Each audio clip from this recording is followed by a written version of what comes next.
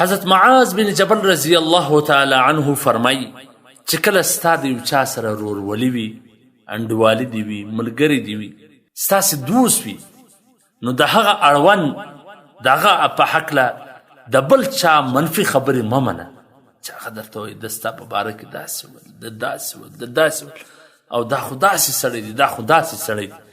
نو د هغه چا خبرې د ده اړوند مه منه، که نه بیا به ستاسې په منځ کې جلاوالی راسي او څه به وي هم نه. نن سبا خو بیا بیخي جوړېدو والا روغېدو والا کم دي، خرابېدو والا ډېر دي. که یې دوه سره دوستان وي، سره ملګري وي، چې ګورې د بل به سوچ پکې باندې چې خورا دی ډېر نه سره ګرځي، خورا په یو موټر کې نه سره سپرېږي، خورا پر یو سکوټر نه سره سپاره، خورا ډېر مجلسونه نه کوي، خورا هره شپه نه سره ګرځي. سلا بلا به د خلکو سوچ پکې باندې او د دوی د خرابېدې کوشش به کوي.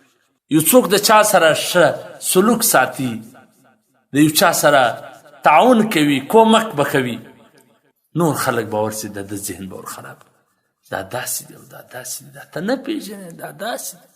نو ځکه حضرت معاذ بن جبل رضی الله تعالی عنه فرمایي چې د خپل ملګري، د خپل انډوال، د خپل دوست په هکله د بل چا منفي خبرې مه منه چې بل څوک تا خطا باسي.